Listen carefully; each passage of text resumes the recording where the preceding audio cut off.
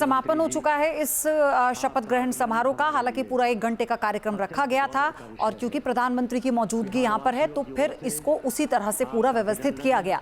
लेकिन अब आप इस तस्वीर के मायने समझिए, एक तरफ पूरा सम्राट का जो पूरा कैबिनेट का विस्तार, कैबिनेट जो खड़ा हुआ है, प्रधानमंत्री सबके साथ मिलते हुए, और ये बताता है कि ये सिर्फ कैबिनेट विस्तार नहीं है, ये एक मैसेज है पूरे संगठन को, एनडीए को, कि वो अपनी एकजुटता को कैसे एक मंच से प्रदर्शित कर पूरे देश में ये मैसेज दे रहा है। क्योंकि जिस वक्त सम्राट चौधरी ने शपथ ली थी उस वक्त इसे बहुत ही निजी और बहुत ही छोटे कार्यक्रम में इसे पूरा किया गया था, और क्योंकि पार्टी बीजेपी ये मैसेज नहीं देना चाहती थी कि नीतीश, ये देखिए इस तस्वीर को, अब आप देखिए, एक तरह से गले लगाया नीतीश कुमार ने प्रधानमंत्री नरेंद्र मोदी को, और दोनों ने एक दूसरे को बधाई भी दी है। और नीतीश के जो नेता, अपने जो मंत्री हैं वहां पर इस वक्त एक पंक्ति में खड़े आपको नजर आएंगे। आप देखिए कि विजय सिन्हा के साथ जो और लीडर्स खड़े हैं जिन्होंने आज शपथ ली है, सब प्रधानमंत्री से मिलना चाह रहे हैं और सब उनका अभिवादन स्वीकार करते हुए। और ये एक और तस्वीर नीतीश कुमार और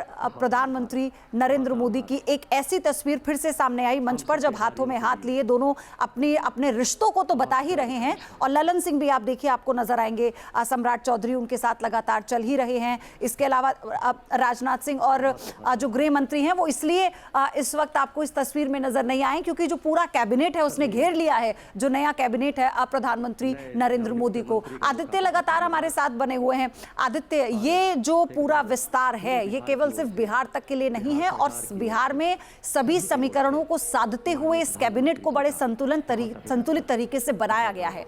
आप इसे कैसे डिकोड करेंगे, कैसे देख रहे हैं आप? देखिए, सम्राट चौधरी के मंत्रिमंडल का जो विस्तार किया गया है उसमें एनडीए का जो कोर वोट बैंक है और जो क्षेत्र है बिहार के जो समीकरण है, क्षेत्रीय समीकरण, उसको भी साधने की कोशिश की गई है। मिथिलांचल को, अंग को, तिरहुत को, तमाम जो इलाके हैं मगध को, उनको जगह दी गई है। और इसके अलावा जातीय समीकरण की बात की जाए तो लवकुश का समीकरण जो नीतीश कुमार का समीकरण है, इसके अलावा सवर्ण और वैश्य समुदाय, पिछड़ा समुदाय, तमाम समुदायों को मंत्रिमंडल में जगह दी गई है।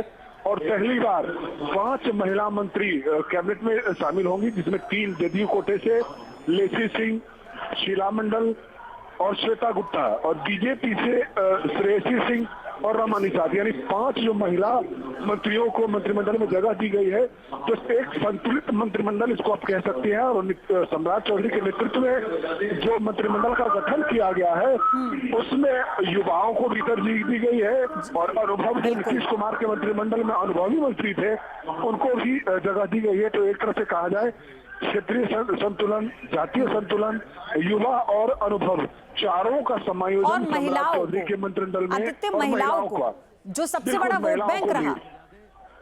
बिल्कुल, तो ये 5 जो समीकरण है उसको साधने की कोशिश की गई है।